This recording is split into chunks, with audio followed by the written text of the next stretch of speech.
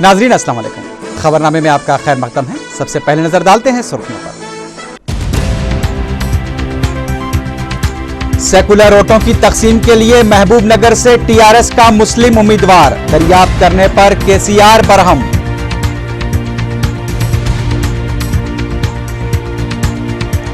Note और vote TRS का agenda, BJP को वोट देना बेफैज। महबूब नगर में इंतखाबी मुहिम से चंद्रबाबू नायडू का खिताब।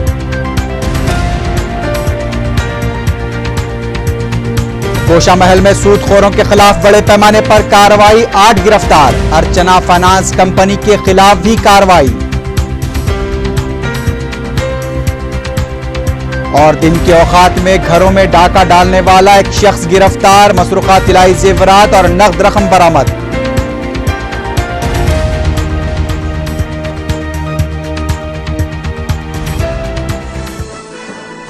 सुर्खियां आपने देखी है, बढ़ते हैं खबरों की तफसील की जानिब।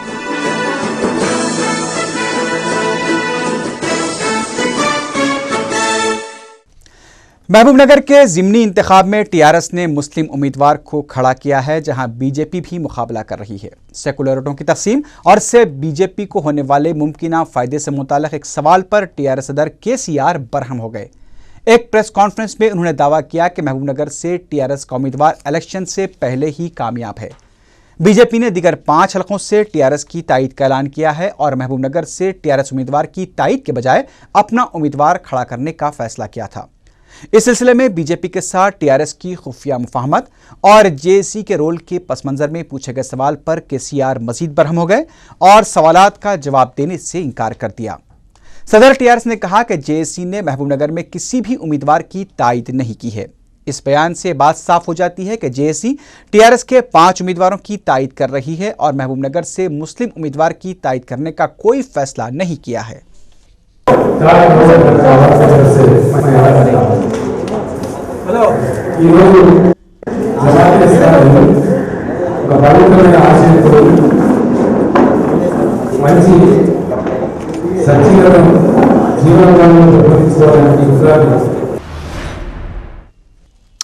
उधर दूसरी तरफ जमात इस्लामी ने 18 मार्च को होने वाले जिमनी इंतखाबात में तमाम 6 हलकों पर तेलंगाना राष्ट्रीय समिति की गैर मशरूत तायद का ऐलान कर दिया है। सदर टीआरएस केसीआर के साथ मशरूत प्रेस कॉन्फ्रेंस मुनक्किद करते हुए अमीर जमात इस्लामी आंध्र प्रदेश उड़ीसा ने यह ऐलान किया।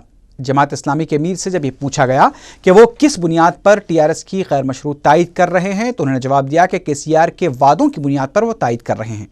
जमात इस्लामी का मौक़िफ़ यह है कि उम्मीद पर दुनिया कायम है।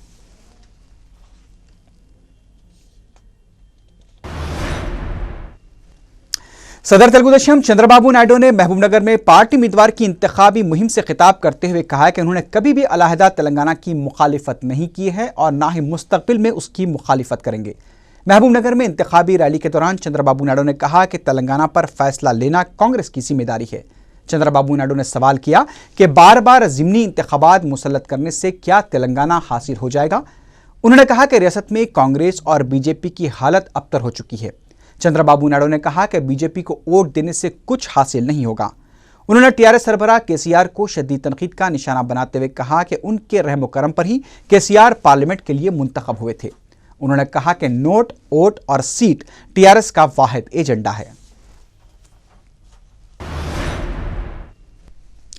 अलहदा तेलंगाना तहरीक के दौरान गुज़िश्ता साल 10 मार्च को मिलियन मार्च के इनेकाद का 1 साल मुकम्मल हो गया। इस मौके पर टैंकबंड पर पुलिस की जानिब से सख्त हिफाजती इंतजाम किए गए। पता चला है कि 350 था 400 पुलिस मुलाजमीन को टैंकबंड पर तैनात किया गया। टैंकबंड पर सैर व तफरीह के लिए आने वालों को भी ज़्यादा देर तक किसी भी मुकाम पर ठहरने की इजाज़त नहीं दी गई। टैंकबंड पर नस्ब हर मुजस्सिमे के पास भी 2 था 3 कांस्टेबल को तैनात देखा गया। वाज़े रहे कि मिलियन मार्च की याद ताज़ा करने के लिए जेएसी की जानिब से प्रोग्राम मुनक्किद करने का ऐलान किया गया था। इसी को देखते हुए हिफाजती इंतजाम किए गए थे।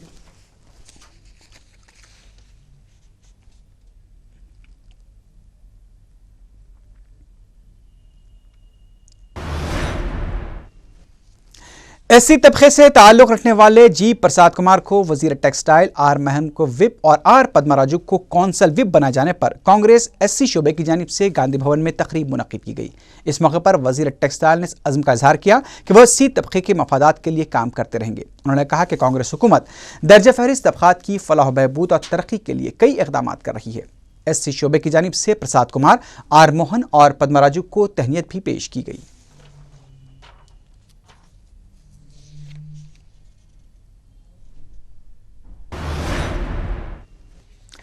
टीआरएस तेलंगाना जज्बात का इस्तेमाल करते हुए पार्टी को मजबूत बनाने के एजेंडे पर अमल पैरा है। मीडिया से बात करते हुए कांग्रेस के सीनियर रुकन राज्यसभा हनुमंतराव ने ये बात कही। उन्होंने कहा कि अलहदा तेलंगाना की तश्कील में टीआरएस का कोई रोल नहीं है। हनुमंतराव ने कहा कि सिर्फ वरसर इख्तिदार कांग्रेस ही तश्कील तेलंगाना को अमली जामा पहना सकती है। हनुमंतराव ने टीआरएस पर सियासी मफाद के लिए तेलंगाना तहरीक का सहारा लेने का इल्जाम आयद किया।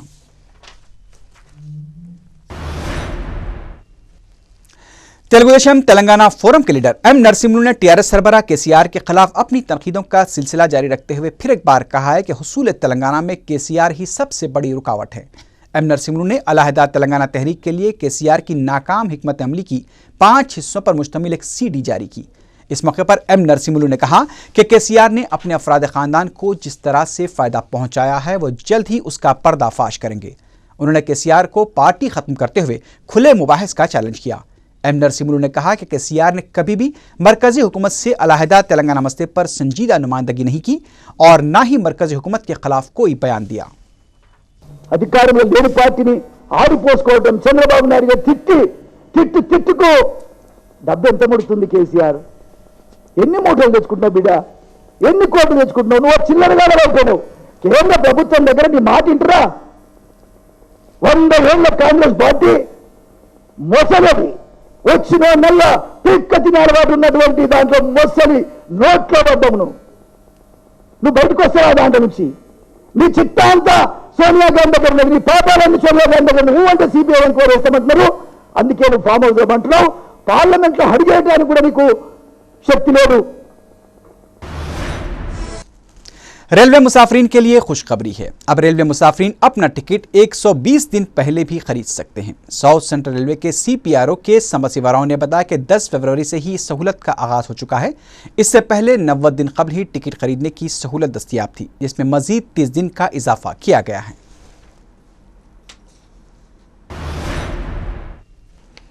असातिज़ा के तकर्रुरात के लिए डीएससी से कबल टेट इम्तिहान के लुज़ूम से मुतालिक 12 मार्च को फैसला लिए जाने का इम्कान है। वाज़ेह रहे कि असातिज़ा की 21,000 मखलूआत जायदादों पर तकर्रुरात के लिए एलामिया जारी किया जा चुका है। टेट इम्तिहान में उम्मीदवारों के नाक़िस मुज़ाहरे को देखते हुए हुकूमत से टेट को बर्खास्त करते हुए रात डीएससी इम्तिहान करवाने का मुतालबा किया जा रहा है। इस सिलसिले में 12 तारीख को फैसला लिया जा सकता है। आईएएस ओहदेदारों के बाद अब महकमे आबकारी के मुलाजिमीन ने भी एसीबी धावों के खिलाफ आवाज़ उठाने का फैसला किया है। शराब सिंडिकेट के सिलसिले में जारी एसीबी धावों के दौरान आबकारी ओहदेदारों की गिरफ्तारी से महकमे के कई मुलाजिमीन भी शक के दायरे में आ चुके हैं। एसीबी इस कार्रवाई पर आबकारी मुलाजिमीन की जानिब से इतवार को आबकारी भवन में कांस्टेबल से लेकर डिप्टी कमिश्नर की सतह तक के ओहदेदारों की एसोसिएशन का इजलास मुनक्किद किया गया है, जिसमें एसीबी धावों से पैदा सूरत हाल और आइंदा की हिकमत अमली पर तबादला ख्याल किया जाएगा।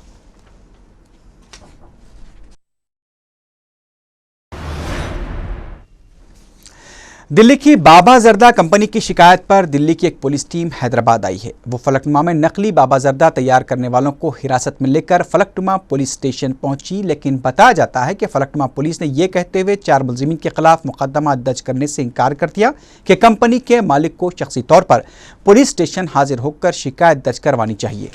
जबकि दिल्ली पुलिस का कहना है कि उसने इन मुलजिमीन की गिरफ्तारी के लिए कमिश्नर ऑफ पुलिस से इजाज़त हासिल की है।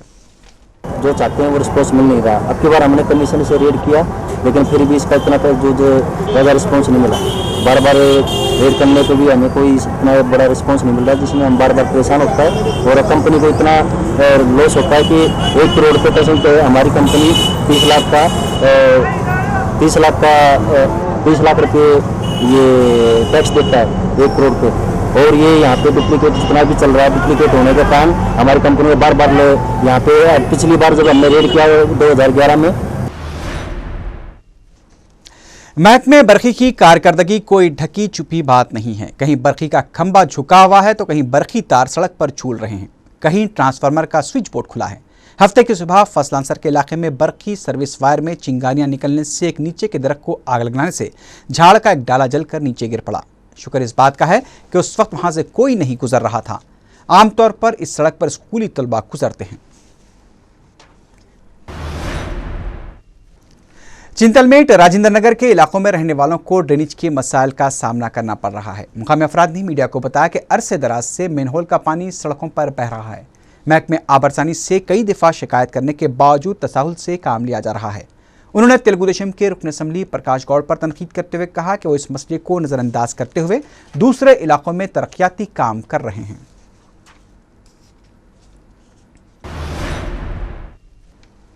गोशामहल डिवीजन में पुलिस ने बड़े पैमाने पर गैरकानूनी सूद का कारोबार करने वालों के खिलाफ कार्रवाई करते हुए 8 अफराद को गिरफ्तार कर लिया है। पुलिस ने बताया कि शाह इनायतगंज से रमेश, यादी रेड्डी और एल महेंद्र को गिरफ्तार किया गया। हबीबनगर पुलिस स्टेशन के हुदूद में हीरा और शंकर को गिरफ्तार किया गया। मंगलहाट में रामचंद्र कुमावत, कुलसुमपुर से संतोष कुमार और दीपक नामी सूदखोरों को गिरफ्तार किया गया। पुलिस ने बताया कि गिरफ्तार शुदा सूदखोर भारी सूद के एवज जरूरतमंदों को रकम फराहम किया करते थे और रकम की अदायगी में उन्हें धमकाया भी करते थे। पुलिस ने तमाम गैरकानूनी सूदखोरों के कब्जे से 5 लाख से ज़्यादा की नकद रकम को जब्त कर लिया है। पुलिस ने उनके कब्जे से सूद के लिए जारी किए गए दस्तावेजात और डायरीज को भी बरामद किया है। शाह इनायतगंज, हबीबनगर, मंगलहाट और कुलसुमपुरा पुलिस ने डीसीपी व जोन की हिदायत पर यह कार्रवाई की है। स्पेशल ड्राइव में इलीगल फाइनेंस स्पेशल ड्राइव करे डीसीपी साहब का इंस्ट्रक्शंस के ऊपर हमारा डिवीज़न में स्पेशल ड्राइव में डिफरेंट पुलिस स्टेशन में 8 मेंबर्स को अरेस्ट करे।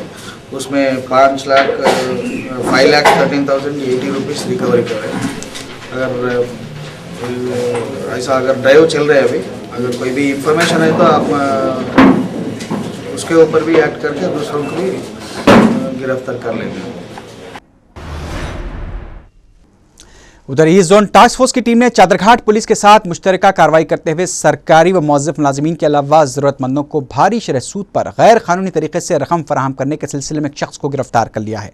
पुलिस ने बताया कि मलकपेट का साकिन अशोक कुमार सिंघवी अर्चना फाइनेंस कंपनी के नाम से ज़रूरतमंदों को गैर कानूनी तरीके से 6 से 8% शरह सूद पर रकम फराहम किया करता था।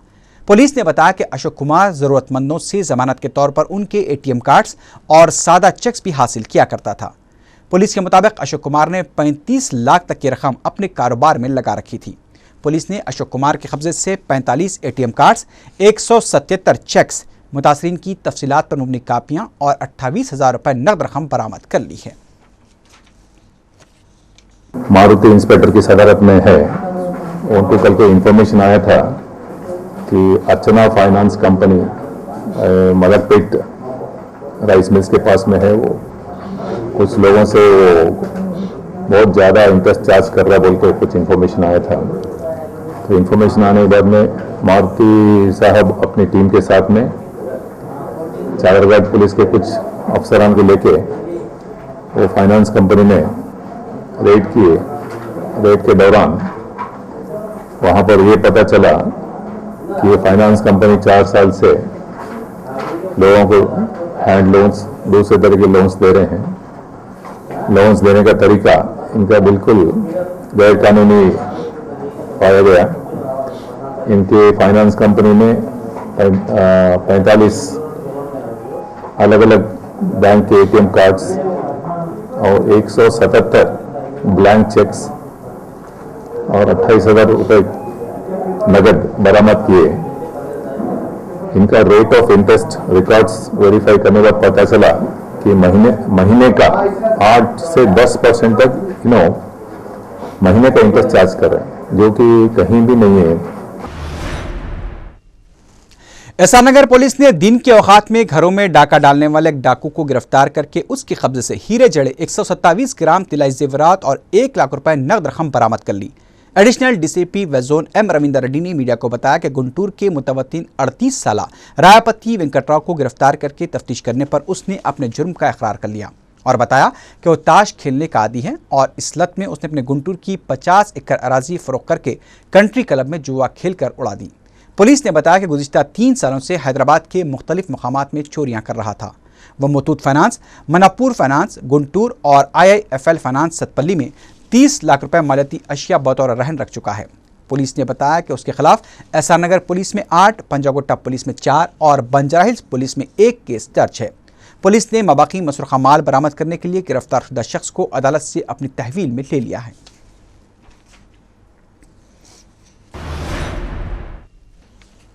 हुसैनियाला में बच्चों के जरूरी साजो सामान की दुकान में सरके की वारदात पेश आई है। दुकान मालिक ने बताया कि सारिक सीलिंग तोड़कर दुकान में दाखिल हुए थे और 14,000 रुपए नकद रकम और 1.5 लाख की मालियत के सामान का सरका कर लिया। दुधबली पुलिस ने केस दर्ज करते हुए तहकीकात का आगाज कर दिया है।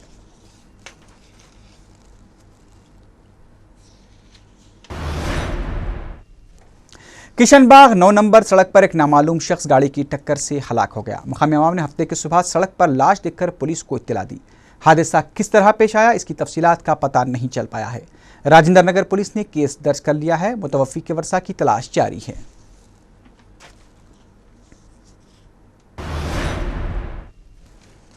कोकटपल्ली में एक जेर तामीर इमारत की दीवार गिरने से एक शख्स फौत हो गया, जबकि उसका साथी शदीद जख्मी हो गया। हफ्ते की सुबह पेश आए इस वाक़े में मजदूर पेशा तिरुपति फौत हो गया, जबकि रामुलू को जख्मी हालत में गांधी हॉस्पिटल मुंतकिल कर दिया गया। पुलिस इस वाक़े की तहकीकात कर रही है।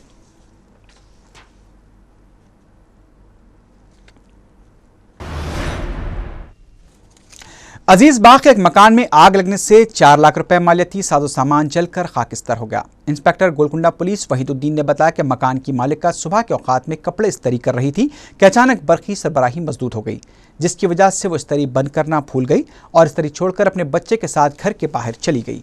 बादशाह बरक़ी सरबराही बहाल होने से इस्त्री से लगा एक्सटेंशन ओवरहीट होकर घर को आग लग गई।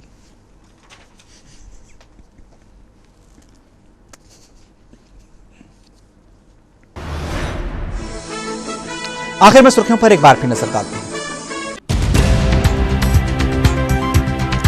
सेकुलर वोटों की तकसीम के लिए महबूबनगर से TRS का उम्मीदवार, दरियाफ्त करने पर KCR बरहम।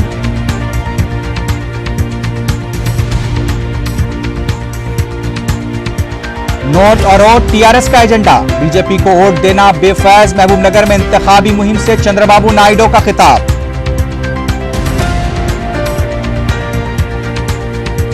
गोशा महल में सूदखोरों के खिलाफ बड़े पैमाने पर कार्रवाई, 8 गिरफ्तार। अर्चना फाइनेंस कंपनी के खिलाफ भी कार्रवाई। और दिन के औकात में घरों में डाका डालने वाला एक शख्स गिरफ्तार, मसरूखा तिलाई जेवरात और नकद रकम बरामद।